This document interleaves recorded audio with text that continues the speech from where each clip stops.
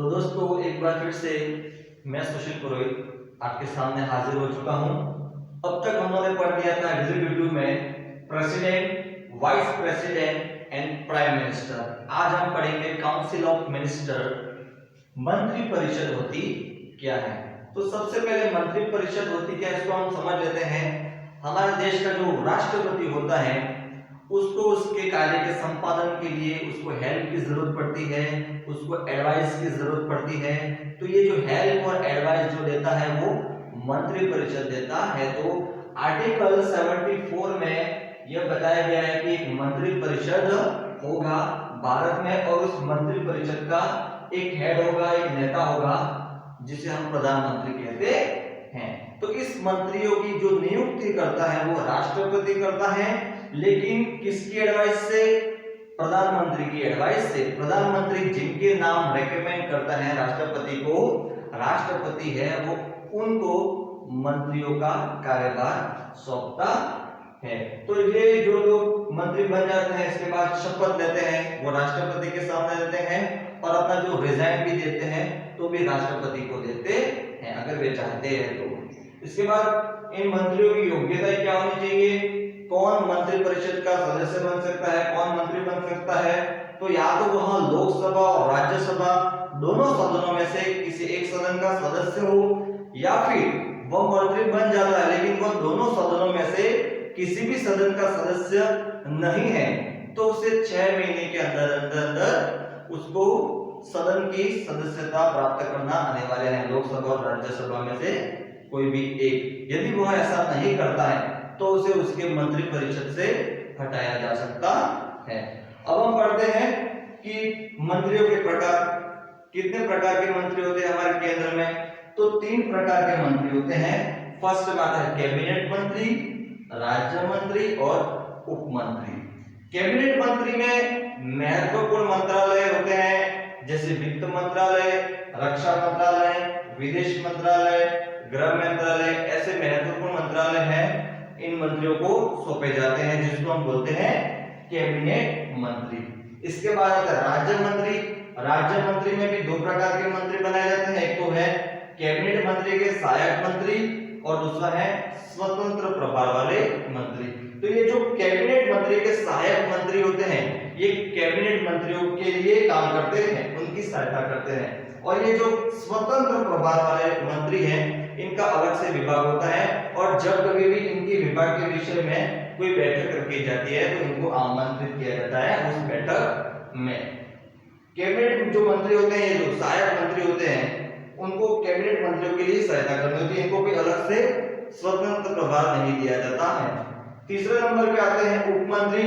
इनको प्रशासनिक कार्य दिया जाता है या फिर किसी ज्येष्ठ मंत्री के अंतर्गत ये सहायता करते हैं। तो इस प्रकार कैबिनेट मंत्री, राज्य मंत्री और उप मंत्री ये तीनों मंत्रालय हैं मंत्रियों के प्रकार में। अब आप ये सोचते होंगे कि कितने मंत्री होंगे, तो इसकी कोई लिमिटेशन नहीं है, लेकिन 91वें संविधान संशोधन 2003 में बताया गया है कि लोकसभा के 15% से अधिक नहीं होने चाहिए।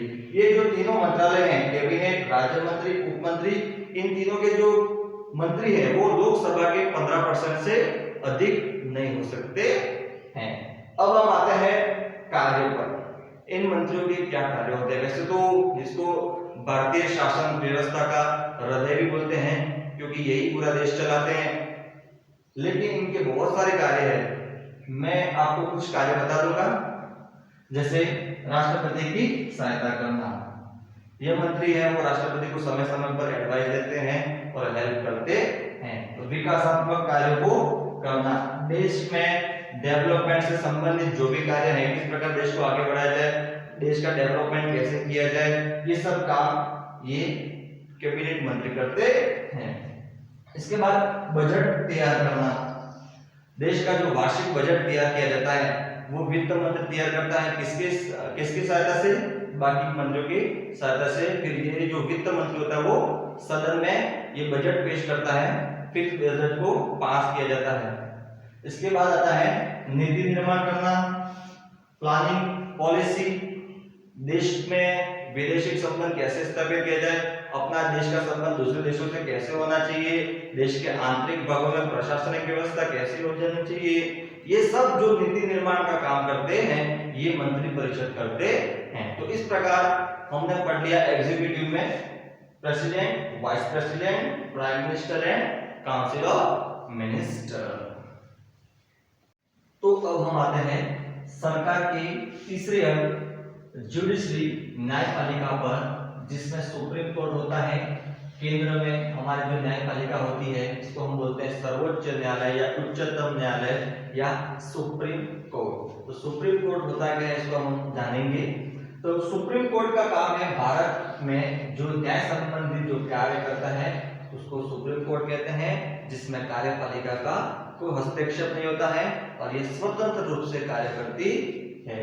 हमारे भारतीय संविधान के भाग 5 में आर्टिकल 124 से आर्टिकल 147 में सुप्रीम कोर्ट का वर्णन मिलता है, जिसमें हम पहले पॉइंट पे पढ़ेंगे न्यायाधीशों की संख्या, कितने जज होंगे।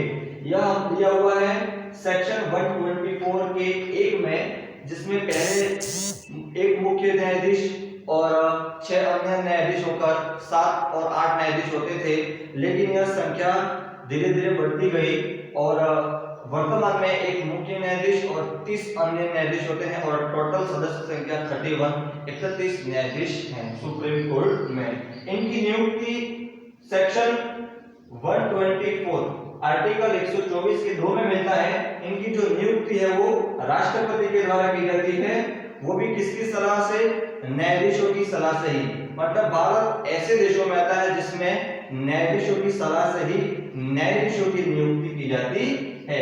और ये नियुक्ति की जाती है, उसकी प्रोसेस है कॉलेजियम सिस्टम। किसके द्वारा की जाती है, कॉलेजियम सिस्टम के द्वारा इन न्यायाधीशों की नियुक्ति की जाती है। मतलब एक मुख्य न्यायाधीश और 4 अन्य न्यायाधीश, ऐसे 5 न्यायाधीशों की एक मंडली होती है जो राष्ट्रपति को नाम प्रस्तावित करते हैं, नाम रेकमेंड करते हैं, फिर राष्ट्रपति है उन न्यायाधीशों की नियुक्ति करता है। तो ये जो सिस्टम है उसको बोलते हैं कॉलेजियम सिस्टम, जिसमें न्यायाधीशों की सलाह से ही न्यायाधीशों की नियुक्ति की जाती है। अब हम आते हैं योग्यता, क्वालिफिकेशन। ये जो वर्णित है आर्टिकल 124 के 3 में, 124 के 3 में इसका वर्णन मिलता है। सबसे पहली क्वालिफिकेशन उसकी होती है वह भारत का नागरिक हो, he must be citizen of India. दूसरी क्वालिफिकेशन उसकी वो होनी चाहिए वह किसी एक या एक से अधिक हाई कोर्ट में जज में कंटिन्यू 5 साल तक कार्य कर चुका हो। वह किसी एक या एक से अधिक हाई कोर्ट में कंटिन्यू 5 साल से अधिक या 5 साल तक कंटिन्यू जज के रूप में कार्य कर चुका हो, या फिर वह किसी हाई कोर्ट या अन्य कोर्ट में कंटिन्यू 10 वर्ष तक लगातार 10 साल तक एडवोकेट के रूप में कार्य कर चुका हो, या फिर इन दोनों क्वालिफिकेशन में, या फिर वो राष्ट्रपति की नजर में कानून का उच्च कोटि का ज्ञाता हो। तो ये क्वालिफिकेशन होना चाहिए सुप्रीम कोर्ट का जज बनने के लिए। अब हम आते हैं चौथे नंबर पर, ओथ सेरेमनी, शपथ ग्रहण। यह वर्णन मिलता है आर्टिकल 124 के 6 में। इसमें शपथ ग्रहण जो होती है न्यायाधीशों की वो राष्ट्रपति के सामने होती है, और ये न्यायाधीश है वो त्याग पत्र भी देते हैं, रिजाइन भी देते हैं, वो राष्ट्रपति को ही देते हैं। इसको हम आते हैं कार्यकाल पर, वर्क टेनर। तो इनका जो कार्यकाल होता है वो उनकी उम्र के 65 वर्ष तक का होता है। फिर 65 वर्ष के बाद 65 वर्ष की उम्र के बाद वो रिटायर हो जाते हैं। अब आते हैं हटाने की प्रक्रिया। इनको हटाने की प्रक्रिया बिल्कुल वैसी होती है जैसे राष्ट्रपति को उसके पद से हटाया जाता है महाभियोग के द्वारा। लेकिन इसमें 2 शब्दों को ध्यान में रखना है, उसको कैसे हटाया जा सकता है, क्या आरोप लग सकते हैं। तो मुख्यतः ये 2 आरोप लगते हैं उसके ऊपर, एक तो साबित या सिद्ध कदाचार और दूसरा है असमर्थता।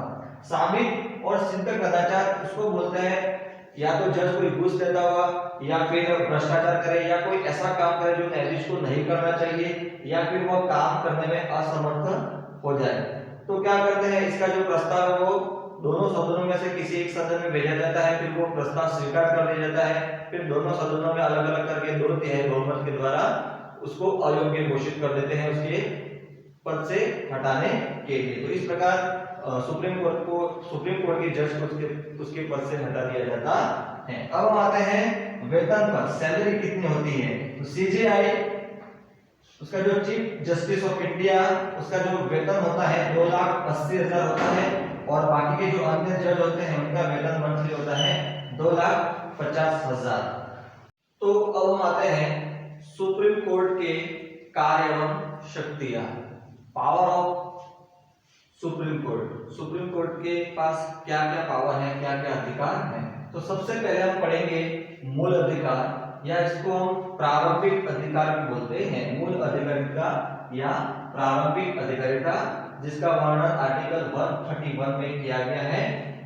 इसमें क्या होता है कि किसी राज्य का विवाद भारत सरकार के हो जाए तो ऐसे केस है वो सुप्रीम कोर्ट में सोल्व किए जाएंगे, या दो से अधिक राज्यों के मध्य अगर कोई विवाद उत्पन्न हो जाता है तो ऐसे केस है वो सुप्रीम कोर्ट में सोल्व किए जाएंगे, या फिर दो से अधिक राज्यों का विवाद भारत सरकार के मध्य हो जाता है तो ऐसे जो केस है वो सुप्रीम कोर्ट में सोल्व किए जाएंगे। इसके बाद हम दूसरे नंबर पे आते हैं तो अभिलेख न्यायालय, मतलब कोर्ट ऑफ रिकॉर्ड। इसका मतलब ये है कि सुप्रीम कोर्ट के ऐसे निर्णय, सुप्रीम कोर्ट के जो निर्णय है वो साक्ष्य के रूप में काम करेंगे। मतलब जब कभी भी ऐसा विवाद किसी अन्य कोर्ट में आएगा तो बिल्कुल वैसा ही डिसीजन सुनाया जाएगा जैसा कि सुप्रीम कोर्ट में सुनाया गया था। तो जो सुप्रीम कोर्ट के जो निर्णय है वो साक्ष्य के रूप में काम करेंगे। इसके बाद हम आते हैं तीसरे नंबर पर, तो अपीलीय न्यायालय क्षेत्राधिकार।